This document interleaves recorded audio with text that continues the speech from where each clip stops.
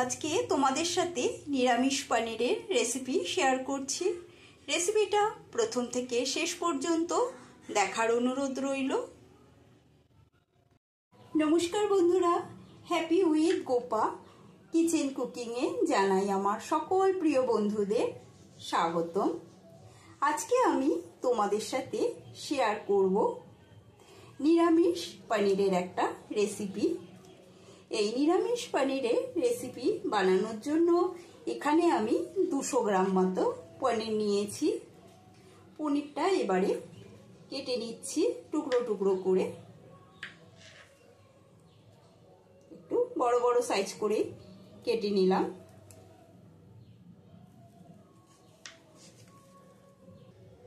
পনিরের কিউবগুলো কেটে নেওয়া হয়ে গেছে।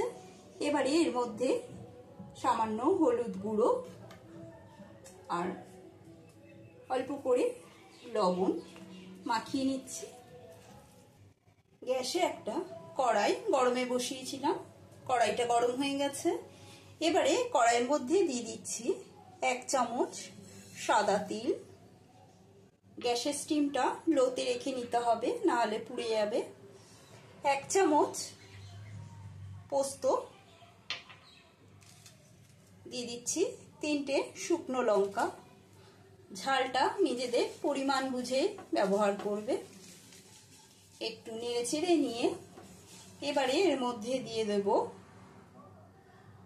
আদার টুকরো, এটাও একটু নেড়ে চেড়ে নিতে হবে। দিয়ে এর মধ্যে দিয়ে দিচ্ছি 2টো মাঝারি সাইজের টমেটো টুকরো করে কেটে নিয়েছি। টমেটোর টুকরোটা দিয়ে দিলাম। সব লো স্টিমে ভেজে নেব। মশলাটা হালকা নেড়ে চেড়ে নিয়ে এবারে এর মধ্যে দিয়ে দিচ্ছি 1 কাপ মতো জল। জলটা দিয়ে এবারে ঢাকা দিয়ে দেব।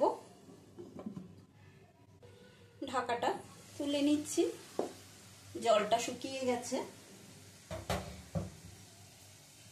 এবারে মশলাটাকে নামিয়ে নেব, নামিয়ে ঠান্ডা করে পেস্ট বানিয়ে নেব। মশলাটা নামিয়ে ঠান্ডা করতে রেখেছি। এবারে কড়াইয়ের মধ্যে দিয়ে দিচ্ছি কিছুটা সর্ষের তেল। সর্ষের তেলটা গরম হয়ে গেছে। এবারে এর মধ্যে দিয়ে দিচ্ছি সামান্য লবণ। লবণ যদি দিয়ে নাও তাহলে পনির ভাজার সময় কড়াইতে আর পনির লেগে ধরবে না। এখন এই তেলের মধ্যে পনিরগুলো দিয়ে দিচ্ছি। পনিরগুলো দিয়ে ভেজে নেব। পনিরটা একটু লালচে করে ভেজে নেব। নিরামিষ দিনে পনিরের এই রেসিপিটা গরম ভাত, রুটি, পরোটা, লুচি, ফ্রাইড রাইস সব কিছুর সাথে দারুণ লাগে। কিন্তু বানিয়ে এসে অবশ্যই তোমরা খেয়ে দেখবে।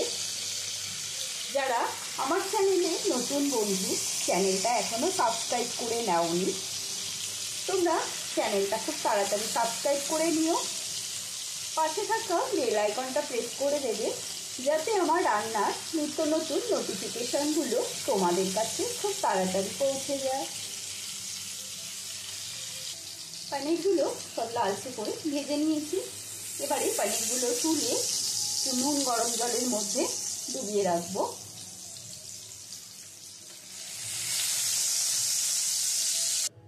পনিরগুলো নামিয়ে এই যে লবণ জলে উষ্ণ গরম জল দিয়ে লবণ জল বানিয়ে রেখেছি, সেই লবণ জলে ডুবিয়ে রেখেছি। আর এখানে মিক্সিতে মশলাটার পেস্ট বানিয়ে নিয়েছি। একদম মিহি পেস্ট হয়ে গেছে। এখন এই পনির ভাজা তেলের মধ্যে ফোড়ন দিয়ে দিচ্ছি। একটা দারচিনি, 2টো ছোট এলাচ, 2টো লবঙ্গ আর অর্ধেক তেজপাতা।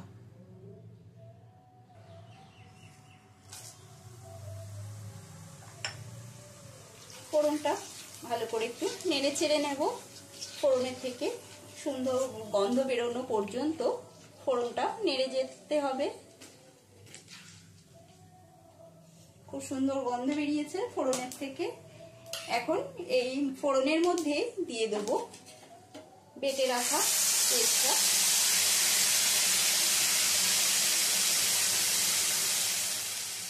দিয়ে দেব স্বাদ অনুসারে লবণ,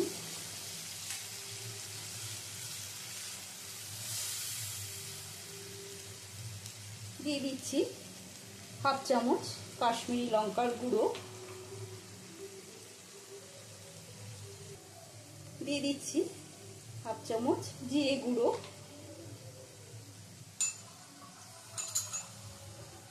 আর দিয়ে দেবো মিক্সার ধোয়া জল,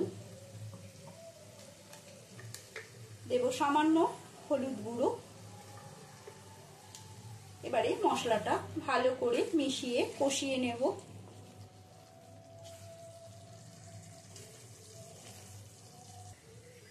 এবারে এখানে 2 চামচ মতো গুঁড়ো দুধ নিয়েছি।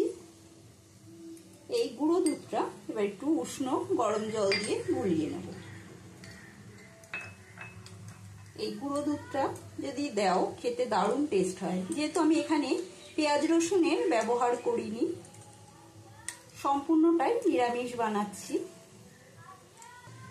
মশলাটা কষানো হয়ে গেছে, কি সুন্দর তেল ছেড়ে এসেছে। এবারে এর মধ্যে দিয়ে দেব গরম জলে ডুবিয়ে রাখা পনিরগুলো, ছেঁকে ছেঁকে নিয়ে দিয়ে দিচ্ছি।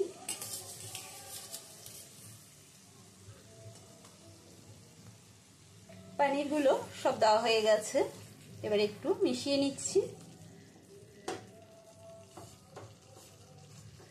ভালো করে মশলার সাথে মিশিয়ে নিতে হবে।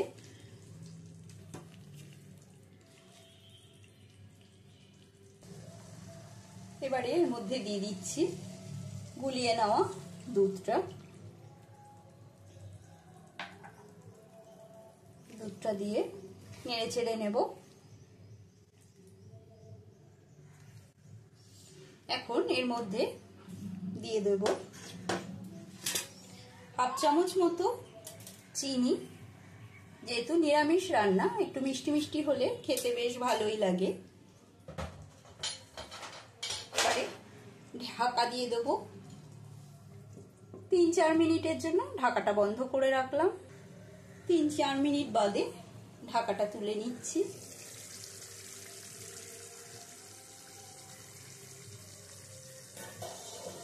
ঢাকাটা তোলা হয়ে গেলে এবারে এর মধ্যে দিয়ে দেব সামান্য গরম মশলার গুঁড়ো, আর দিয়ে দিচ্ছি কিছুটা কাসুরি মেথি। তোমরা চাইলে ধনে পাতাও দিতে পারো, কাসুরি মেথি যদি না থাকে। খুব সুন্দর কিন্তু গন্ধ বেরিয়েছে। পনিরটা নামিয়ে নিয়েছি। এবারে এর মধ্যে দিয়ে দিচ্ছি কিছুটা বাটার। এটা অপশনাল, দিতে চাইলে দিতে পারো, না দিলেও চলবে।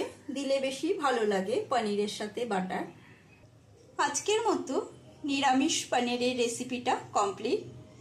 রেসিপিটা আশা করি তোমাদের সকলের ভালো লেগেছে। কমেন্ট করে অতি অবশ্যই জানাবে রেসিপিটা তোমাদের কেমন লাগলো। লাইক দিয়ে দেবে একটা। আজকের মতন এইটুকু। আবারও অন্য কোনো রেসিপি নিয়ে হাজির হব। সুস্থ থাকবে, ভালো থাকবে। ধন্যবাদ।